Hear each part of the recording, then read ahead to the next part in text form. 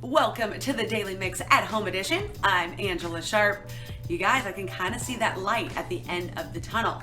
Now, our area isn't ready to open up yet, but the state of Missouri is getting ready to open up, and so I feel like we're going to be shortly behind that, hopefully in the nearish future. Fingers crossed, right? You know, even the trail near my house has opened up. There's a lot of bikers and walkers on that trail.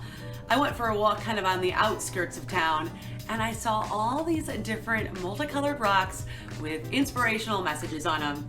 And I have to tell you, it really cheered me up. Now, I never thought I'd be one of those people who'd walk by a colorful rock and be like, oh, I'm so happy.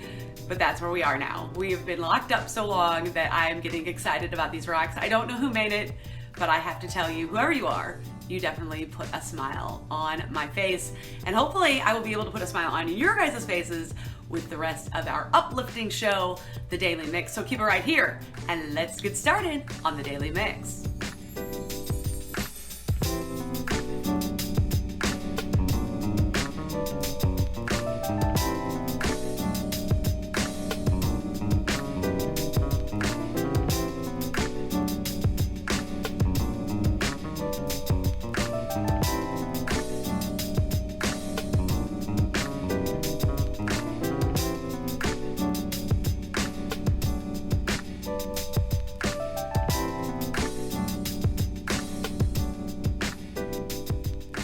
Now, we all know that many people are struggling with unemployment now more than ever before.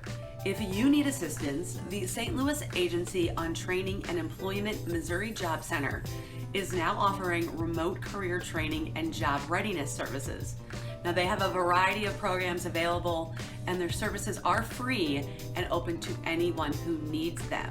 So to learn more about these opportunities SLATE has to offer, you can call 314-589-8000 or visit stlworks.com. And if you're a filmmaker, you want to listen up. You still have time to submit your work for the St. Louis Science Fiction and Fantasy Short Film Festival and the St. Louis Filmmakers Showcase.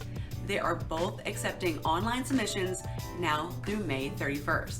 You can find out all the details at filmfreeway.com/STL Sci-Fi Fantasy or St. Louis Filmmakers Showcase.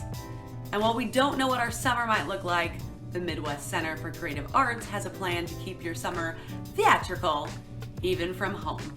Registration is now open for Project Right Expedition Edition and The Show Must Go Online, a virtual youth musical. The deadline to register is May 31st. You can learn more at midwestcca.org. Now, I really hope our summer will include musical theater in Forest Park.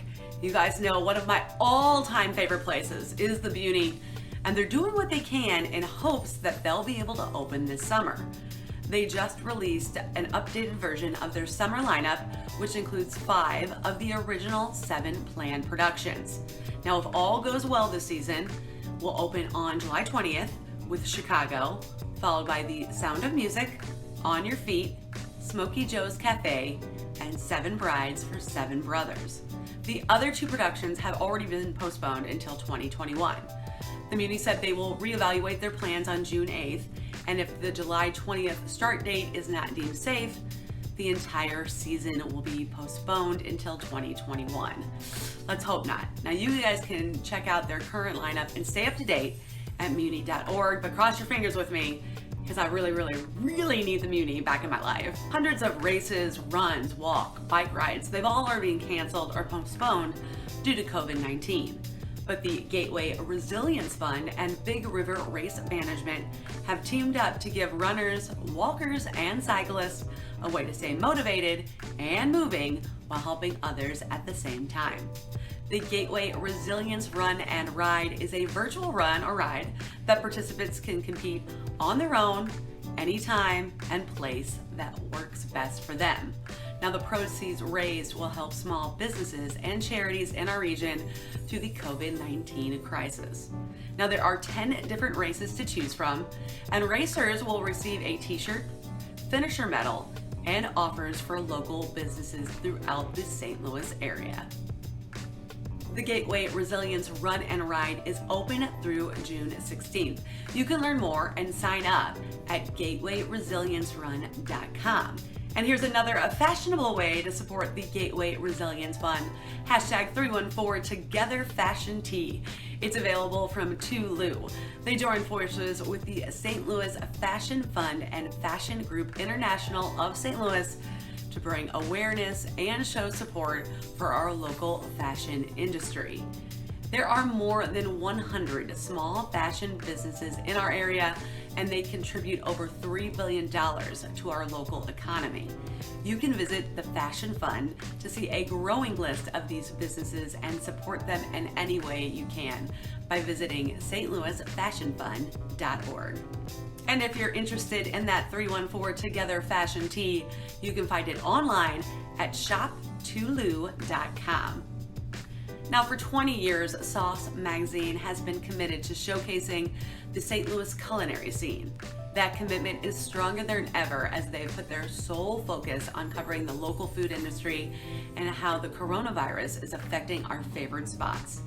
They're keeping an up-to-date online restaurant guide with information on all the places offering takeout or curbside food and drinks. And through their Sauce Supports initiative, they're offering free ad space during the duration of the shutdown to any bar, restaurant, or food industry that needs a boost during this crisis. They've also created a Facebook group where St. Louisans can learn more about any bar and restaurant and how they're adapting their services. Now you can find the COVID-19 restaurant guide and learn more about Sauce Supports at saucemagazine.com. And there's been talk about trying to save the 2019-2020 NHL season. You guys are going to be disappointed with me. You guys know I love hockey. It's one of my favorite sports, but I don't like this plan. But we'll see. We'll see what happens. So here is what they're kind of kicking around, the idea. There'd be 4 pod cities. These are where all the games would be played. Now, hey, maybe St. Louis could be one of those pod cities. That could be kind of cool. I could maybe be on board with that. But there would be no fans in attendance. And what would happen is you'd kind of finish out your regular game. So the Blues have 11 games yet to be played. Now they wouldn't get to play against those 11 teams they were supposed to play against, but they would be able to finish 11 games and then kind of continue on with the season. I'm kind of mixed emotion on this, really. If we're going to be locked at home much longer, I would like to see some new games. But no matter what happens, I don't think anybody should win the Stanley Cup. Now, hold on a second, wait with me here. It's not a real season. They've had this large break, and yes, we've spoken to some of the players and they're saying they're working out and keeping things going, but they're not working out together as a group. I just don't like the idea. You'd have to put a big asterisk by whoever won saying, yeah, we won, but we didn't really win. We shall see how it goes. I know a lot of people do want some sports back in their lives, but at this point, I think it's too long. Now, that would even set back the start date for the 2021 NHL hockey season. So at this point, I kind of think they should just fold it, start the 2021 season on time, and kind of resume life as normal for them in October, but we'll see. So if you're hoping that they work, I hope you're right. I mean, we'll see how it works out. This is definitely a very odd time for all of us. What has been fun to do is to kind of see what our favorite players have been doing off ice. Check out these photos of Jordan Binnington. He teamed up with local businessman David Corbett to deliver 2,000 N95 masks to Mercy Hospital. He also helped deliver masks to police officers, firefighters, and nursing homes. So thank you so much, Jordan. That's really nice to see. There are so many people kind of stepping up to help the fight against COVID-19 in whatever way they can. For Tiffany Christie of Belleville, Illinois, it's sewing face masks for healthcare workers and first responders. Now, since the beginning of April, she has sewn and donated more than 2,100 masks, and she plans to continue sewing as many as she can to help those in need. To donate to buy more materials, you can do that at bit.ly/TC Face Mask Fund. And if you would like to put your sewing skills to work, you can join Tiffany and other local volunteers on the Facebook group Mask for St. Louis. Volunteers and those in need of masks can also join the group Greater St. Louis 1 Million Mask Drive. Now, it's really great to see all the ways our community is kind of coming together to support our frontline workers, and we are so thankful for our healthcare heroes. And I need to thank Andrew for sharing this pic of his heroes from Washington University. Now, if you guys have a healthcare hero you'd like to see on the show, send us their photo, or better yet, post it yourself. Show off, give these people some recognition, use the hashtag #TheDailyMixHeroes, and then maybe we can use it on the show. Now that's gonna do it for the Daily Mix. You guys know I'm optimistic. Maybe this is one of the last shows here at my house. Fingers crossed, we will see.